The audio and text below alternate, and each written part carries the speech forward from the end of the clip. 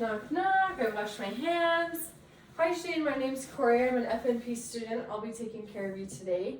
Are you okay if I record this video and then put it onto YouTube for my class? Okay, awesome. So first, we're going to be doing the musculoskeletal exam.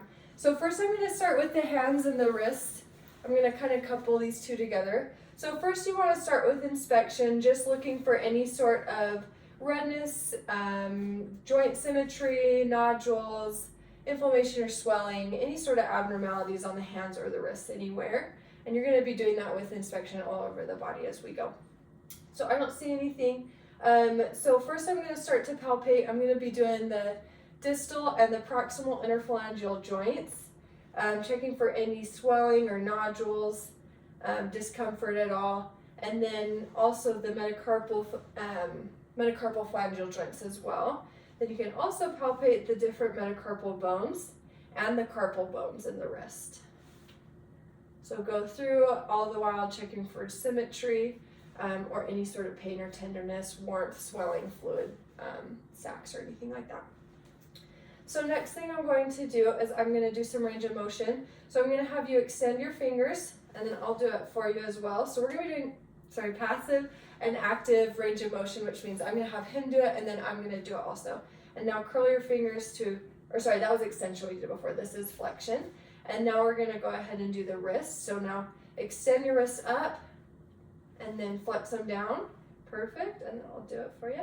And then I'm going to have you what's called abduct your wrists and adduct your wrists. Okay, now just relax and I'll do it for you. Just checking for any crepitus. Anytime we do range of motion, you want to check for any crepitus or any sort of popping or abnormal noises, sounds, feelings, anything like that. So that all looks good. Next thing I'm going to do is just a couple specialty tests for the wrist. So the first one is called Tinel sign. So what I'm going to do is I'm going to hyperextend this wrist. I'm just going to tap on your wrist. Any pain or tenderness there? Okay. So this is checking for carpal tunnel. The next one I'm going to do is called phalanx test. So go ahead and kind of put your hands in prayer position. Perfect. You can do it like this, or you can also do it like this. Normally we'd have you do it for a whole minute, see if you have any numbness, tingling, or pain in your hands. That basically that band times across your wrists, and that can aggravate any sort of carpal tunnel syndrome. So that looks good. We're going to move on to the elbows next. So I'm just going to look at your elbows. Look again for joint symmetry, redness, swelling, inflammation, nodules, and anything like that, and that all looks good. So now I'm going to go ahead and palpate. I'm going to feel for the olecranon right here, just the tip of the elbow. So you can just sit kind of like this. Yep. Just feel the tip of the elbow, the lateral condyles, the medial condyles right here, or epicondyles. If there is pain, do you have any pain or tenderness? Okay. If there is any pain or tenderness on the medial side, on the epicondyles, that can be medial epicondylitis or golfer's elbow or baseball elbow. And then on the lateral side, same thing, lateral epicondylitis, and that will be tennis elbow. Next thing we're going to do is, and then I'm also going to palpate for the extensor surface of the ulna right here. Okay, so next we're going to do some range of motion. So first I'm going to have you flex your arms and now extend them. And then with your arms out, you're in supine position. Now pronate, supinate, pronate. Awesome. And then I'm going to actually do that again for you, just making sure we've got really, really good passive and active range of motion. That looks really good. So that's everything for the elbow. Next, we're going to move on to the shoulders. Normally, you'd want to be able to see your patient's skin. For this video, we're just going to have Shane keep his shirt on for us. So first, I'm going to just inspect. You would be inspecting for any redness, again, warmth, swelling, joint symmetry, inflammation, nodules, and then next we're going to palpate. So I usually like to start the sternal notch and then palpate up that clavicular line until you hit that acromioclavicular joint here. So we're going to do that on both sides. Any pain or tenderness? Okay, and then next you can also check for, just below that, you can feel for the coracoid process of the scapula will come through right through there as well. Then just lateral to that, you'll feel the biceps groove in the humerus. And then also you can check for the subdeltoid bursa under here. Any pain or tenderness? Okay. And then also you can feel for the tubercles on the humerus. Okay, so next we're gonna do some range of motion. So for this, I'm gonna, you're kind of at your sides, go ahead and it's kind of best if you stand. So let's maybe have you stand up just because this chair doesn't quite help us. So go from this side all the way up, and then, so you're actually up like this, and then I'm gonna have you take one arm and pull it across.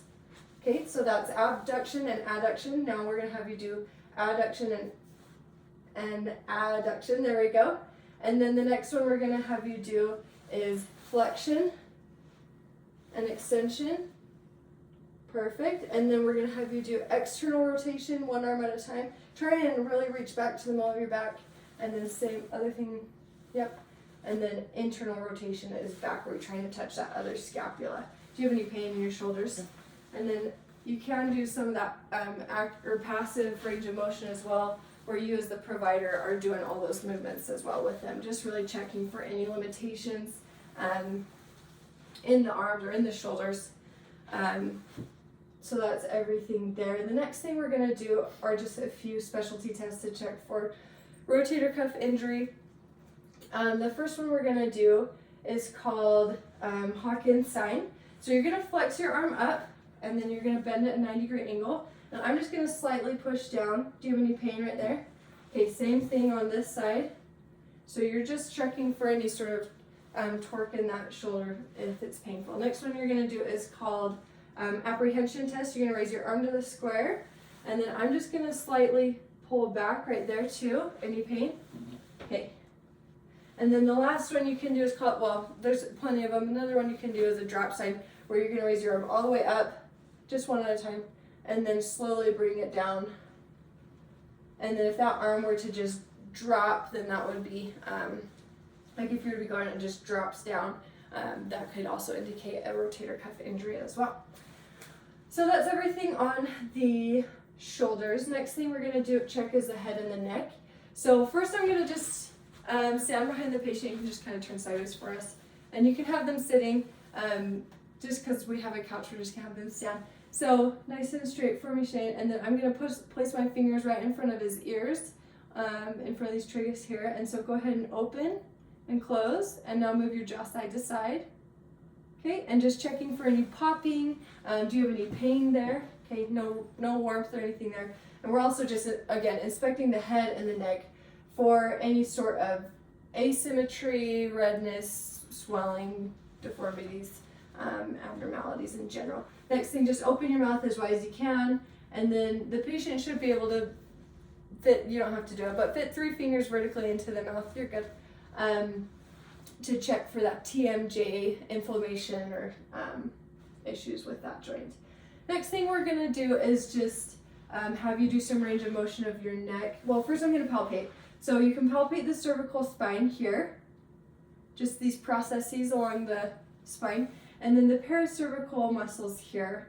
Also the trapezius muscles coming into here, and the rhabdoids right here as well. Checking for any sort of warmth, swelling, knots, anything like that. Okay, so next we're gonna go ahead and have you do some range of motion. So go ahead and flex your chin down to your chest. Now extend the neck all the way up, and then you're gonna do your ears to your shoulders. Checking for lateral. See if you can go a little bit further. Yeah, really testing your ability to flex that neck. Perfect. Next we're gonna, and then go ahead and you can also rotate your head like this, side to side. Perfect. Okay, next thing we're gonna do is just a specialty test called Spinal. It'll come to me. But it's also called a cervical compression test. So you're gonna extend the neck just a little bit and turn your head to the affected shoulder if they've got pain there, and push down. Any pain? Okay. Same thing on the other side. Any pain? Okay. And that could be some just checking for radiation or of pain down that shoulder, or paresthesia down that shoulder. The next thing we're gonna do is just look at the spine. So as you can kind of see, again, you'd want to have the patient, you'd want to be able to see the back the best you can. but we're just looking for that natural S curve in the spine. So as you stand straight with your head nice and straight, you want to see a nice concave right here along the cervix of the neck, and then it will kind of round out here and then back down into that concavity right here and end right here in the sacral area. So next thing we're just going to look at, we're going to look for any sort of deviation of the spine, any lordosis or kyphosis, which I don't see any here.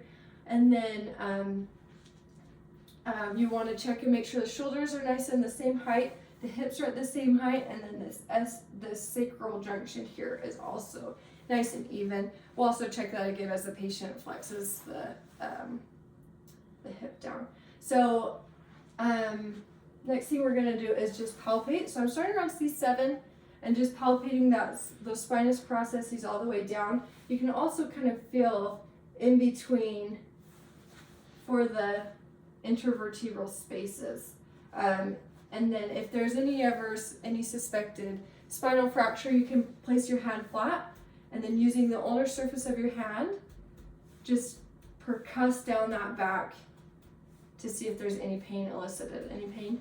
Okay, so that checks for spinal fracture. Next thing we're going to have you do is go ahead and just bend all the way down forward as far as you can, nice and slow. And you should have a nice smooth curve here. This is another way to check for unevenness in the back for scoliosis. And you'll want to check and feel those hips are nice and even again, because you really don't want to see, you want to look to see if any one of your limbs is longer than the other. Okay, you can go ahead and stand back up. So that's flexion. Now go ahead and extend your back. Just lean back, perfect. And then go ahead and go side to side. And then twist, rotate your shoulders. Awesome. Any pain or discomfort there? Okay. So everything looks good there for the spine. One specialty test you can do for the spine is called a straight leg test. It will check for sciatica. We'll do that actually as we're checking the hips and things. But basically they'll raise their leg, and if there's any pain below 45-degree angle, it could show that, because your sciatic nerve runs right through here. And as you extend that leg or straighten that leg up, then it can cause some discomfort there. So I think that's everything for the spine. So next we're going to move on to hips. So for this one, I'm going to have you just lay down, actually just on the ground for me. Let's see. This should be good right there. Okay, perfect. So for the hips, you want to go ahead and locate where the anterior superior iliac spine is. Sorry, Shane. Okay, anterior superior iliac spine. So just right here on both sides, and then on the posterior side as well. And then also the sacroiliac joint, which is kind of where I was palpating before on this spine as well. Next you want to, you would want to see the hips to inspect for all those things we've been talking about: redness, joint symmetry, making sure that one hip isn't higher than the other. And then we're going to go ahead and do active and passive range of motion of the hips. So we're going to do that straight leg test now, like I talked about. So I'm going to kind of help you, but go ahead and raise your leg up. And then right to about there. So we're past 45 degrees, which was what I was talking about before. We're going to do this on both legs. Perfect. And so if there were pain, then that could be that sciatica. So go ahead now on your own, raise one leg at a time. So this is flexion of the hips. Perfect. And then we can actually do abduction right here as well. So just take one leg and swing it out to your side. Perfect. I'm going to actually do that as well on my perfect. And then same thing on the other side. You would abduct that leg out to the side. And then as the provider, you can check for passive range of motion as well. Next thing I'm going to have you do is just lean onto go onto your stomach for me. On your stomach. Sorry. And then we're going to do extension of the hip, and that's where he's going to go ahead and raise your one leg at a time. Perfect. And the other one as well. Perfect. And then you can check this as well, because as you do this passively, you can kind of feel how tight the patient is. So go ahead and roll back this way, Shane. The last one we're going to do I don't think we did this yet, but flatten your legs for me. We're gonna do an adduction as well. So go ahead and cross this leg over. And then I can also kind of feel that. And then same thing with this leg. Perfect. Any pain or discomfort? Okay, awesome. So that is range of motion of the hips. There's also some specialty tests you can do with the musculoskeletal portion of the hip. So first one is called Turner's sign. So that's where you're going to take a knee and pull it up to your chest. And this leg should stay flat. Shane isn't super flexible in the hips, so his knees kind of do come up. Okay, any pain in your hip or back? Okay, and this checks for, perfect, you can come back down. This checks for flexion, contracture, just any sort of issues with the hips there. The next one we're going to do is called Patrick's sign or Faber's sign or test. So that's when you're going to put your leg in kind of a 4 like this, and then I'm going to just slightly push down. Any pain? No. Okay, and this one, and we're going to do the same thing. This one tests for any hip or SI joint, not deformities, issues or diseases. Okay, so the next thing I'm going to do while he's laying down, I'm going to go ahead and check his knees, just because they're nice and relaxed. So I'm going to just inspect, he's wearing long pants today, but you want to inspect the knees for any redness, swelling, look at the symmetry of the knees, any nodules, and then you can also start to palpate, and you're going to want to palpate the supra patellar pouch right here on both sides. And then you can palpate the sides of the patella, and the patella should move pretty freely. And then you can actually palpate underneath as well. And then you've got these 2 condyles on either medial and lateral sides. So the next thing I'm gonna do is some range of motion of the knee. So go ahead and roll on your side. Perfect. Kind of scoot back this way, Shane, just a little bit. Thanks. Okay. So go ahead and bend your knee all the way up to your chest. Perfect. And right here, you want to be able to see like about 120-degree angle is normal, and then extend your knee all the way. Perfect. And that looks good. You're at a 0-degree angle. If they're really stiff, you don't have to do the other side. You would do both sides. But if it's really stiff, then you would maybe see just less range of motion in those knees. There's a few specialty tests you can do to check for tearing in the knee, as that's pretty common in athletes, and so we'll check for some of those. So the first one we're going to do, you can actually straighten your legs. The first one we're going to do is called the Varus test, and I'm going to place, let's see, should kind of bring your legs this way for me. Yeah, perfect. Okay, so the Varus test is where I'm going to place a hand on the outside of the ankle, on the inside of the knee, and apply pressure there. That's going to stress this lateral meniscus right here, testing for LCL tearing. And then you would do that on, which one did I do? The Varus testing.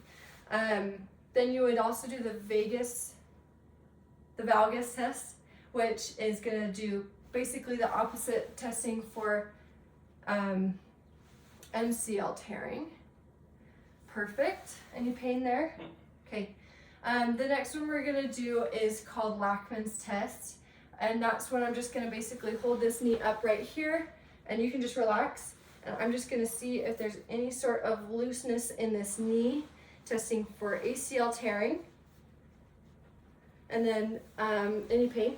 Okay, next one's called the drawer test, and what you're actually going to do is you can actually sit on the patient's foot just to stabilize it. We would do this on both sides, but you pull, so you can actually place your hands under where you'd feel for that. I guess we didn't even talk about this, but the popliteal fossa here, it's better to feel while their legs are straight, or if they're standing, for a Baker's cyst. But you want to put your hands there, and then your thumbs right here on these condyles, and then just push. And if you were to see any sort of movement as the knee pulls out, that could be, that would be for an ACL tear.